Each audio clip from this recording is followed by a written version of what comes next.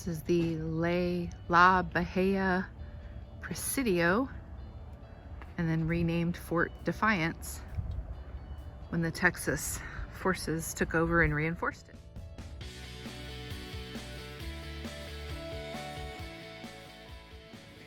This is a 6-pound cannon barrel that was plugged and blown up by Colonel Fannin when they were leaving the fort before the opposing forces could arrive.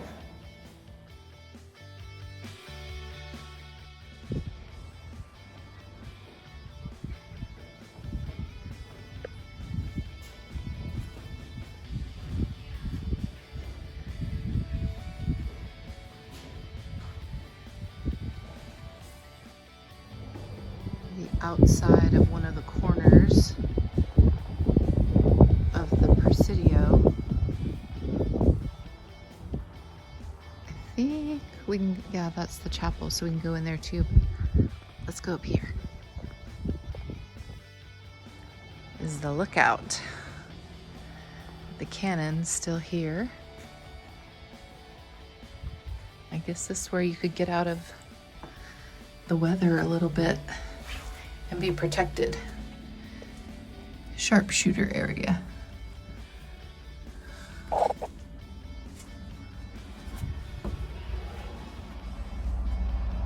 On the back side of the fort. The Presidio, sorry. This is the Presidio La Bahia, and this is the Spanish, well, the Mexican broke free from Spain, and then of course there was the Mexican and Texas revolution. So this fort is the only standing Presidio in the United States. And part of the importance of this one out here in Goliad is Fannin held this and then finally was told by Sam Houston to retreat. When they retreated, they made it 9 miles before the Mexican army caught up with them. And then they were brought back here to the Presidio, held for 8 days, and were then massacred on Palm Sunday. And Fannin had a couple of requests. He asked that he get a Christian burial, all of his effects be forwarded to his family, and to not be shot in the face. So Santa Anna's army shot him in the face, cremated him, and stole all of his jewelry and personal effects. And later, when the Texas forces arrived, their bodies were just left lying, and they gave them Christian burials. There's now a monument just around from the Presidio, so we will go show you that next. So this is a really interesting historical site. I definitely would recommend coming and checking out all of the sites here in Goliad. And right now we're in one of the bastions. Yes, we're protected from the weather and some of the bullets. Chapel. This is the mural in the chapel at the Presidio La Bahia.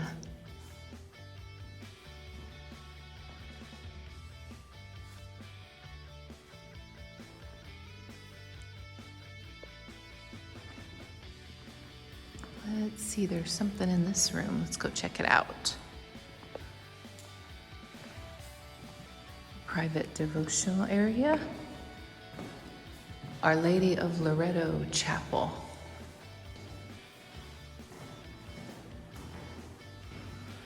There's a bell.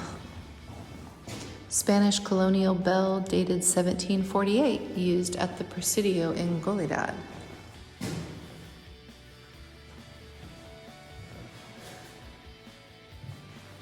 Definitely have to come here and check it out if you're in Goliad. You can come in and light a candle. We ask for a $2 donation. There's another cracked bell, but this one doesn't say what it's from. There's a pan of the inside of the Presidio. Another one of the corner bastions. This one's lookout's missing its top. But you had sight from everywhere. Hi, Halpel. Along the outer walls, there's a blacksmith and a wagon. And a cannon. Does it say anything about the cannon on it? Nope, it's just Standing here. device.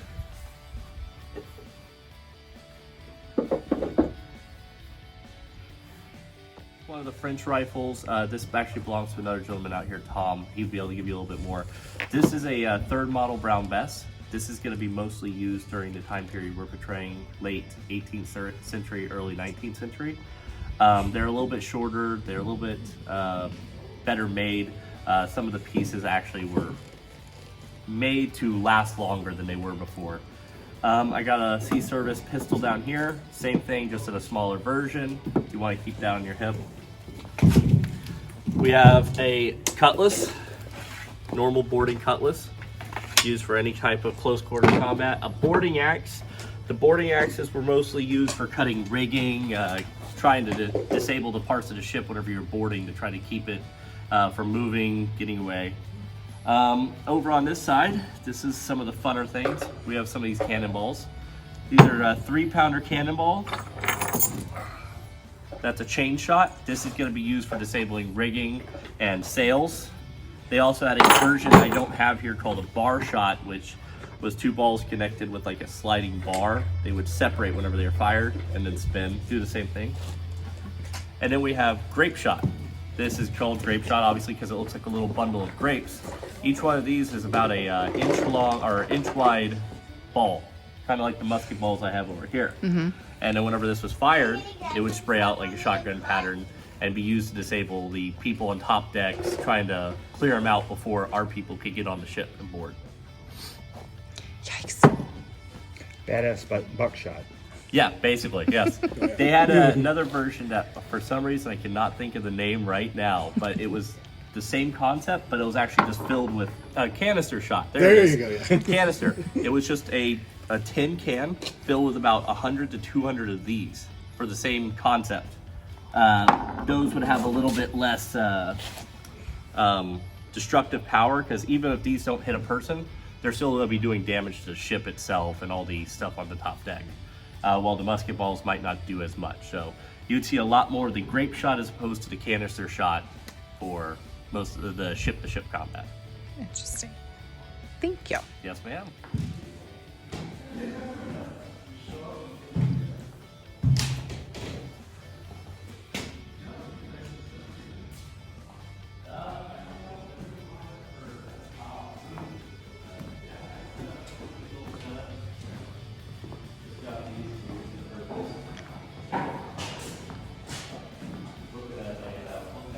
This is the burial ground of Fannin and his troops.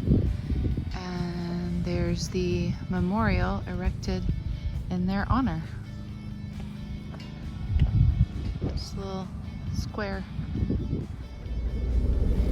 And here's the Fannin Battleground. Let's go check it out. This is in the front of the park. This is the gin screw. It just marks this as probable spot of where the actual battle took place.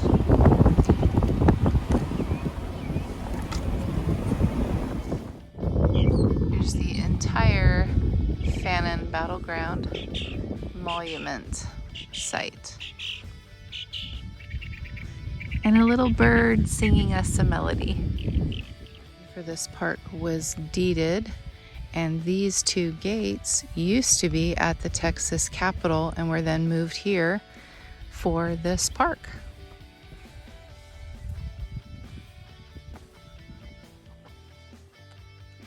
And what Texas park would be complete without some Texas Longhorns?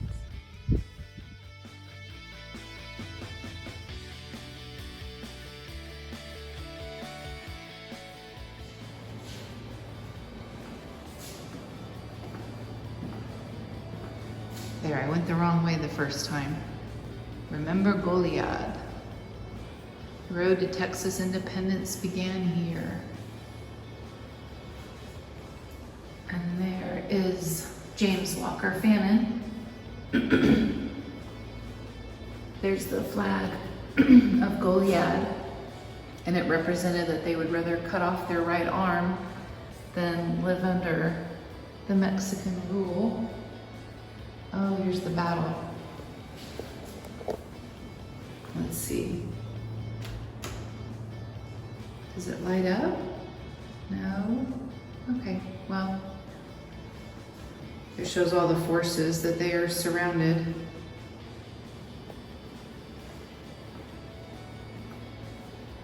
And talking about the execution of him and his troops.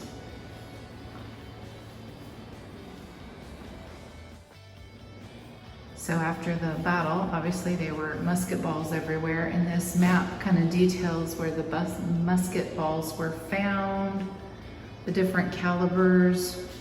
This is the monument here in the center. And there we are up at the bandstand area. This raised area was a reservoir, and it had a windmill to generate all the water that all this grass and plants needed. Then a bandstand and a picnic area. I bet in the spring this place is really beautiful. Right now, we just had a freeze recently in Texas. Everything's kind of dead. But that's the Fannin Battleground. Hi there, we are back home from our Goliad trip. And this one, we just wanted to talk about the second half of our trip, which was sightseeing around town. I love the Market House Museum, the courthouse. I'm a sucker for those old courthouses that just look like, not castles, but just like really fancy buildings. I love that. Personally, I'm scared of courthouses, but go ahead.